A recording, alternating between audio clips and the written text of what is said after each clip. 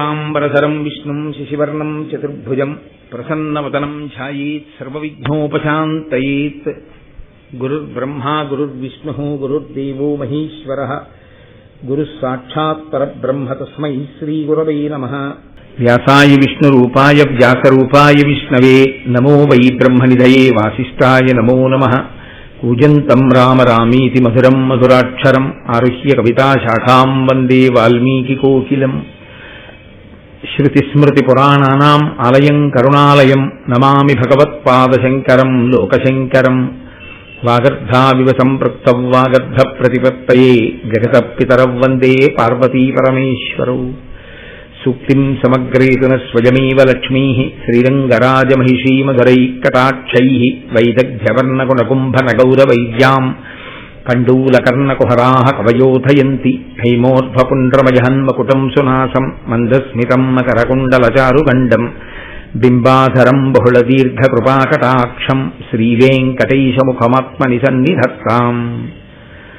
విమలపటీ కమలకుటీ పుస్తకరుద్రాక్షశస్తహస్తపుటీ కామాక్షీ పక్ష్మలాక్షీ కలిత విపంచీ విభాసి వైరించీ. మనోజవం మరుతతుల్యవేగం జితేంద్రియం బుద్ధిమతాం వరిష్టం వాతాత్మజం వనరయూధముఖ్యం శ్రీరామదూతం శిరసా నమామి. ఆపదామపహర్తారం దాతారం సర్వసంపదాం లోకాభిరామం శ్రీరామం భూయో భూయో నమామ్యహం. నారాయణం నమస్కృత్య నరం చైవ నరోత్తమం దేవీం సరస్వతీం వ్యాసం తతో జయముదీరయేత్. హరి ఓం. పరమేశ్వర స్వరూపైన సభకి నమస్కారం. కణ్వుడు శకుంతల వీరిద్దరికి సంబంధించినటువంటి కథాభాగం ఏదుందో దాన్ని మహాభారతం ఆదిపర్వంలో మనకి వ్యాస భగవానుడు కృప చేస్తే ఋషితుల్యుడైనటువంటి నన్నయ్య గారు దాన్ని ఆంధ్రీకరించారు. మూలంలో ఉన్నటువంటి ఈ కథాభాగాన్ని కాళిదాస మహాకవి అభిజ్ఞాన శాకుంతలంగా స్వీకరించారు. స్వీకరించి ఆయన నాటక రచన చేశారు. అంటే కాళిదాసు వంటి మహాకవి యొక్క మనస్సుని హత్తుకుంది అంటే ఇది ఎంత గొప్పదైనటువంటి ఆఖ్యానమో మీరు గ్రహించెదరుగాక. ఇందున ప్రత్యేకించి గృహస్థాశ్రమం యొక్క వైశిష్ట్యం ఏమిటి అన్నది శకుంతల యొక్క నోటి వెంట వినవలసి ఉంటుంది. మీరు తరచుగా దాన్ని జ్ఞాపకం పెట్టుకోవలసి ఉంటుంది. ప్రత్యేకించి మహాభారతం ఆదిపర్వం జరిగినంత కాలము మీరు ఒక విషయాన్ని మాత్రం మరిచిపోకూడదు. నేను మీతో మళ్ళీ మళ్ళీ చెప్తున్నాను, ఏ కదలిక అయినా పరదేవతానుగ్రహమే. ఆవిడ ఎక్కడి నుంచి ఎక్కడ వరకు సోపానములను ఏర్పాటు చేస్తుందో, ఏది అంత దూరదృష్టితో ఆలోచించి ఏది దేని కొరకు నిర్మాణం చేస్తుందో మన ఊహకు అందదు. శకుంతల అసలు జన్మించినదే భరతవంశంలో. ఆ పూరుడు అనబడేటటువంటి కుమారుడికి పట్టాభిషేకం చేశాడు యయాతి. పెద్ద భార్య అసలు నిజానికి మహారాజ్ఞి అయినటువంటి దేవయాని కుమారులను కాదని. అటువంటి ఆ పూరుని వంశంలో వంశకర్తలంటారు. వంశకర్తలంటే వాళ్ళ పేరు మీద మళ్ళీ ఆ వంశంలో పేరు మారిపోతూ ఉంటుంది. పేరు మారిపోవడం అంటే అంతటి వైభవాన్ని పొందుతారు. ఇక్ష్వాకు వంశంలో రఘువు పుడితే రఘువంశము అని పిలిచినట్టు అంతటి కీర్తిని పొందిన వారై ఉంటారు. అటువంటి మహాపురుషుడు ఒకడు మళ్ళీ పుట్టాలి, భరతుడు. అక్కడి నుంచి దాన్ని భరత వంశం అని పిలిచారు. కారణం ఏమిటి అంటే ఆ వంశం యొక్క స్వరూపం మారిపోయిందని కాదు. అలా పిలిచారు అంటే భరతుడు ఆ వంశంలో ముందు కీర్తి గడించినటువంటి వాళ్ళందరికన్నా కూడా మకుటాయమానమైన స్థితిని పొందగలిగిన వాడయ్యాడు. ఇంత గొప్ప వ్యక్తి పుట్టాలి అంటే అటువంటి మహాపురుషుణ్ణి కనగలిగినటువంటి క్షేత్రం సిద్ధం కావాలి, ఒక తల్లి సిద్ధపడాలి.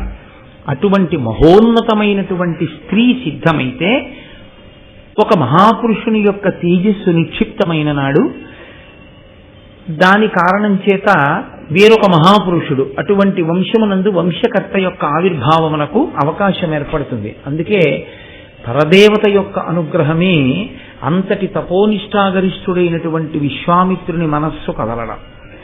కదిలి ఆ మేనకా సమాగమము చేత ఆ శకుంతల జన్మించింది.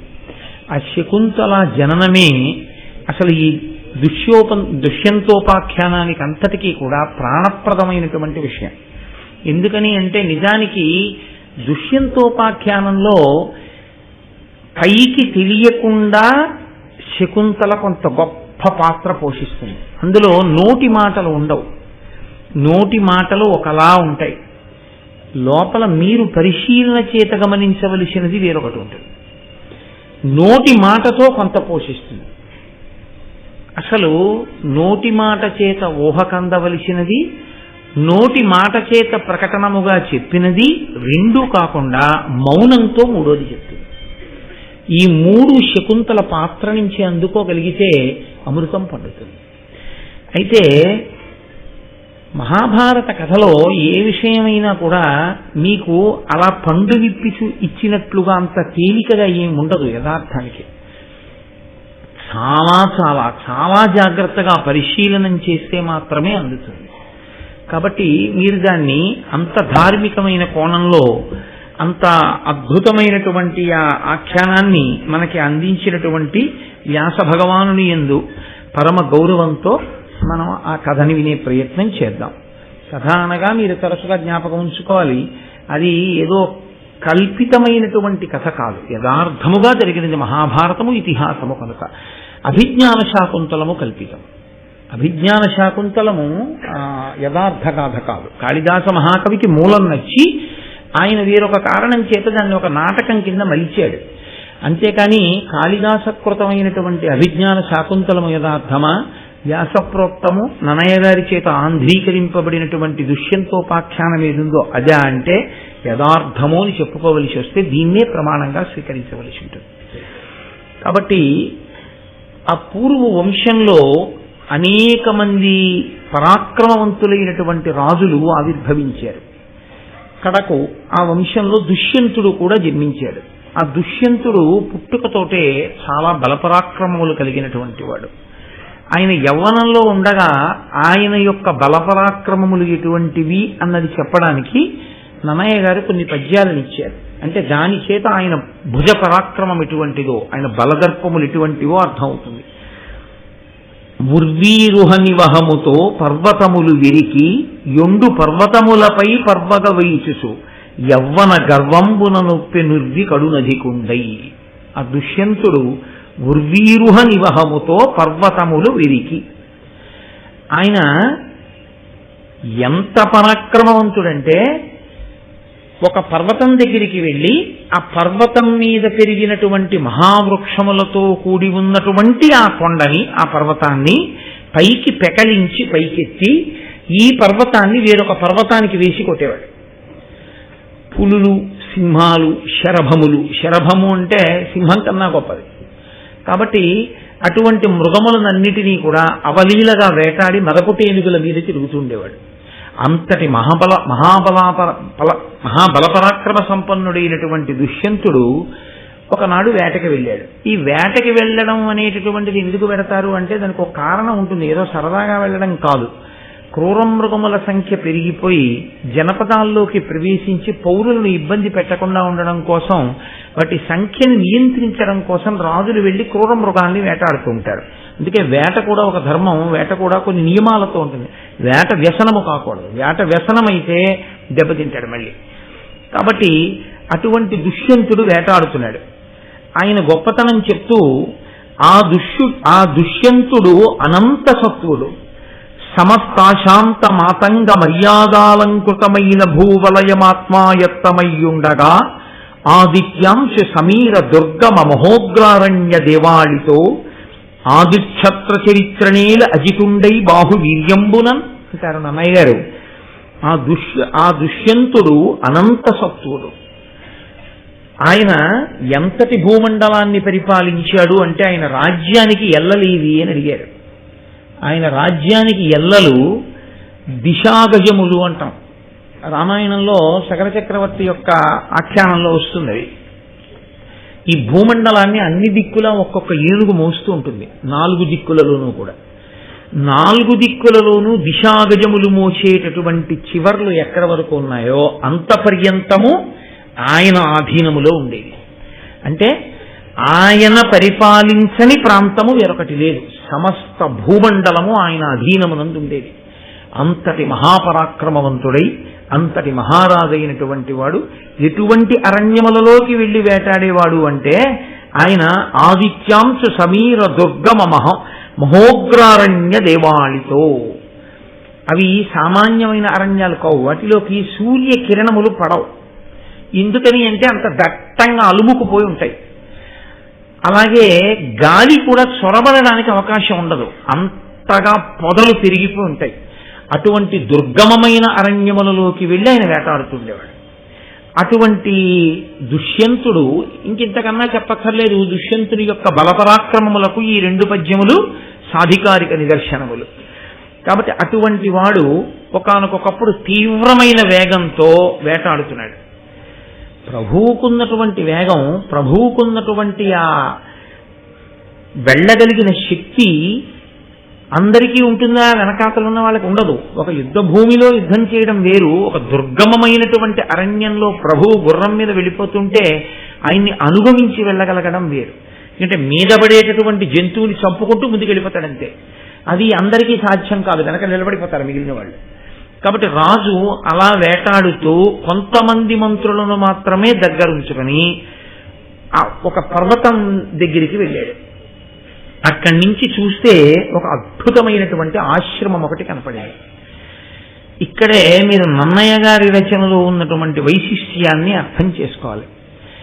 అది ఒక ఆశ్రమ ప్రాంతం. ఇప్పుడు వేటాడుతూ వెళ్ళినటువంటి దుష్యంతుడికి అది ఎవరి ఆశ్రమమో, అది ఆశ్రమమా కాదా అన్న విషయము తెలిసి ఉండడం ఒక విషయం, తెలియకుండా ఉండడం ఒక విషయం. ఎందుకంటే అరణ్యంలో వేటాడుతూ వెళ్ళినప్పుడు ఇది ఫలానా వారి ఆశ్రమం అని తెలియాలని ఏం లేదు, ఏదో వేటాడుతూ అలా వెళ్ళిపోయినప్పుడు ఆశ్రమం కనపడచ్చు. కాబట్టి దుష్యంతుడికి తెలుసా తెలియదా, అసలు ఇది కణ్వ మహర్షి యొక్క ఆశ్రమము, నేను ఇక్కడికి వచ్చానన్న విషయం తెలుసా వచ్చినటువంటి దుష్యంతునకు? అది ఒక ప్రశ్న.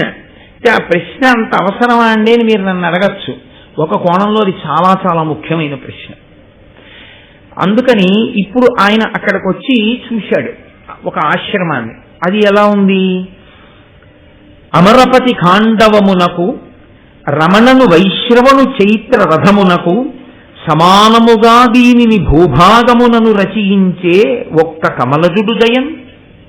చతుర్ముఖ బ్రహ్మగారు దేవేంద్రుడి యొక్క ఖాండవ వనానికి, కుబేరుని యొక్క చైత్రరథము అనబడేటటువంటి వనానికి సమానమైనటువంటి ఒక గొప్ప వనాన్ని సృష్టి చెయ్యాలి అని అనుకున్నాడా అనిపించేటట్టుంది ఆ ఆశ్రమం, ఆ ప్రాంతం. దాని వైదికమైన సబబు చెప్తారు నన్నయ్య గారు. ఎంత గొప్పగా చెప్తారంటే, అక్కడ బ్రాహ్మణులు హవిస్సు సమర్పిస్తున్నారు. సమర్పించినప్పుడు ఆ అగ్నిహోత్రంలోంచి అప్పుడప్పుడు పొగలు వస్తాయి. ఆ పొగలన్నీ కూడా నిరంతరంగా అలా వస్తూనే ఉన్నాయి. అంటే అక్కడ ఎంత గొప్పగా యజ్ఞయాగాది క్రతువులు నిరంతరము జరుగుతుంటాయో చూడండి. దేని కొరకు చెయ్యాలి అవన్నీ? అంటే లోక కళ్యాణము కొరకు చేస్తూ ఉంటారు. ఆ పొగంతా కూడా వచ్చి అక్కడ ఉండేటటువంటి లతలు చెట్లు వాటిని పట్టి, అది నెయ్యి వేసినప్పుడు వచ్చినటువంటి ధూమము కనుక కమ్మటి వాసనలు పట్టేట చెట్ల నిండా. అంత గొప్ప ఆశ్రమాన్ని చూశాడు. ఆ ఆశ్రమంలో ఉన్న వ్యక్తి చాలా గొప్ప తపస్వి. ఆశ్రమంలో ఉన్న వ్యక్తి సామాన్యుడు కాడు, మహానుభావుడు అని గుర్తించడానికి నన్నయ్య గారు మనకి కొన్ని విషయాలు చెప్తారు. ఇవి చాలా చాలా ముఖ్యమైనటువంటి భాగం యథార్థానికి. ఎందుచేత అంటే, ఒక తపస్వి చాలా గొప్ప స్థితిని పొందేశాడు అనుకోండి, ఆయన శాంతితో ఉండడం కాదు, ఆయన ఎక్కడుంటాడో అక్కడ జాతి వైరం ఉన్నటువంటి జీవులు శాంతిని పొందుతాయి. ఇద్దరు వెళ్ళి దెబ్బలాడుకుని శాంతిని పొందడం వేరు. అసలు దానికి దీనికి పరిచయం ఏమి ఉండదు, కానీ పుట్టుకతో అది దీన్ని చూస్తే కళ్ళెర్ర చేస్తుంది. ఇది దాన్ని వేటాడుతుంది, అది దాని నైజం. దానికి ఎవరు పరిచయం చేయరు. దీన్ని నువ్వు వేటాడు అని చెప్పరు. చెప్పకపోయినా పిల్లికి ఎలకతో వైరం పెట్టుకో, నువ్వు ఎలక వెంట పడు, రాత్రుళ్ళు ఎలకని వెతుకో అని ఎవరైనా చెప్పారా? ఎవరు చెప్పరు. పిల్లి ఎలకను తరుగుతుందంతే. పిల్లిని కుక్క తరవాలని ఎవరైనా చెప్పారా? తరుగుతుందంతే. ఒక కుక్కని ఒక డేగ తరుగుతుంది, పైనుంచి వచ్చి కొడుతుంది కుక్కని. ఎవరైనా నేర్పారా? కోడి పిల్లకి గ్రద్దకి వైరం ఎవరైనా నేర్పారా? ఎవరు నేర్పరు. ఒక ఏనుగు సింహం ఈ రెండిటి మధ్య ఉన్న వైరం అసాధారణ వైరం. అసలు ఎంత వైరం అంటే, అసలు సింహము అనబడేటటువంటి దానికి అత్యంత ఇష్టమైన మాంసం ఏమిటి అంటే ఏనుగు కుంభస్థలాన్ని బదలగొట్టి అందులో ఉన్న మాంసం తినడమే, అందులో ఉన్న ముత్యాలు చిమ్మడమే. అంత వైరం. అసలు ఆ ఏనుగుకి స్వప్నంలో సింహం కనబడితే చచ్చిపోతుంది. అదే సింహస్వప్నము అంటారు. అంత వైరం రెండిటికి. ఎవరు నేర్పారు ఈ రెండిటికి ఇంత వైరాన్ని? ఎవరు నేర్పలేదు. కానీ చిత్రం ఏమిటంటే, ఒక ఆశ్రమాన్ని నడుపుతున్నటువంటి వ్యక్తి మహాపురుషుడు అని గుర్తు ఏమిటంటే, ఆ ఆశ్రమంలోకి జాతి వైరం ఉన్న ప్రాణుల్ని తీసుకొచ్చి మీరు నిలబెట్టారనుకోండి, ఏనుగు సింహం ఒకదాని పక్కన ఒకటి ఎంతో ప్రేమగా నిలబడతారు.